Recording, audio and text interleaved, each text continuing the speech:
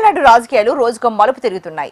ఏ పార్టీకి సంపూర్ణ మెజార్టీ రాని నేపథ్యంలో అత్యధిక స్థానాలు గెలుచుకున్న టీవీకి అధినేత విజయ్ ప్రభుత్వ ఏర్పాటుకు చేస్తున్న ప్రయత్నాలకు అవరోధాలు తొలగట్లేదు. ఇదే సందర్భంలో రాష్ట్రంలో రాజకీయ సమీకరణాలు వేగంగా మారిపోతున్నాయి. మళ్లీ ఎన్నికలు అంటూ ఊహాగానాలు వెలువడుతున్నాయి. లోక్ భవన్ లో గవర్నర్ రాజేంద్ర విశ్వనాథ్ అర్లేకర్ ను విజయ్ మళ్లీ కలిశారు.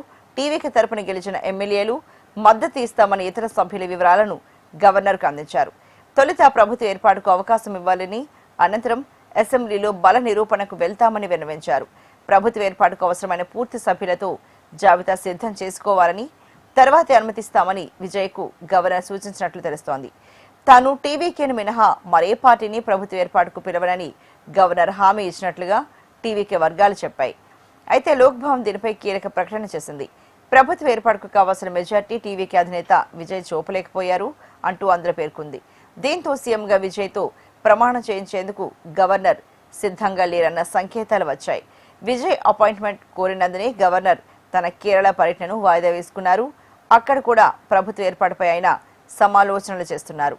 అర్లేకర్ కేరళకు పూర్తిస్థాయి గవర్నర్ కాగా తమిళనాడుకు ఇన్ఛార్జ్ గవర్నర్ గా వ్యవహరిస్తున్నారు.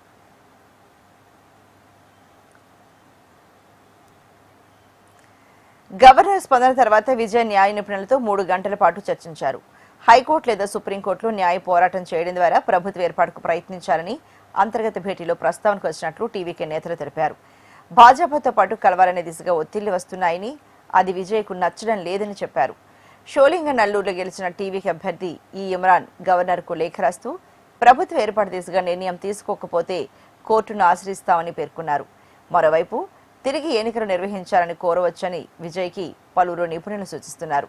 రాజ్యాంగబద్ధంగా సీఎంగా విజయ్తో ప్రమాణం చేయించాలని మద్రాస్ హైకోర్టు బార్ కౌన్సిల్ సభ్యులు ఎం వేల్ మురుగన్ గవర్నర్కు లేఖ రాశారు.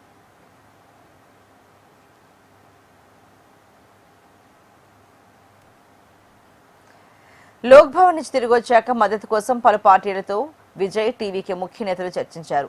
బీసీకే, సిపిఐ, సిపిఎంలతో సంప్రదింపులు జరిగారు. ఈ 3 పార్టీలు తమ కూటమికి నేతృత్వాన్ని వహిస్తోన్న డీఎంకే అధినేత స్టాలిన్తోనూ భేటీ అయ్యాయి.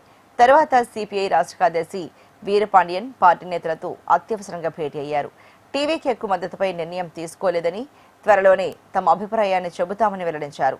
ఆ తర్వాత ఆయనను టీవీకే ఉప ప్రధాన కార్యదర్శి సిటిఆర్ నిర్మల్ కుమార్ కలిశారు. ఇక బీసీకే అధినేత తిరుమావళాన్ని స్పందిస్తూ విజయ్ పంపిన లేఖపై ఉన్నత స్థాయి కమిటీలో చర్చిస్తున్నామని, కూటమి లాభ నష్టాలపై ఆలోచించి త్వరలో నిర్ణయాన్ని వెల్లడిస్తామని చెప్పారు. ప్రభుత్వ ఏర్పాటుకు విజయ్ను గవర్నర్ ఆహ్వానించాలని బీసీకే, సిపిఐ 2 డిమాండ్ చేశాయి.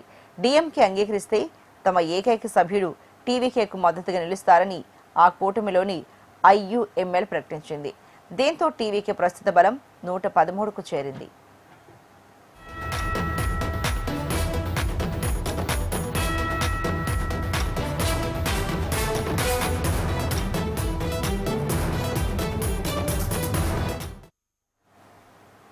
విజయ్ను ప్రమాణ స్వీకారానికి ఆహ్వానించాలంటూ లోక్ భవన్ వద్ద ప్లకార్డులు ప్రదర్శిస్తోన్న టీవీకే మద్దతుదారు ప్రజా తీర్పునకు వ్యతిరేకంగా గవర్నర్ వ్యవహరిస్తారని ఆరోపిస్తూ టీవీకే కార్యకర్తలు లోక్ భవన్ ఎదుట నిరసనకు దిగారు.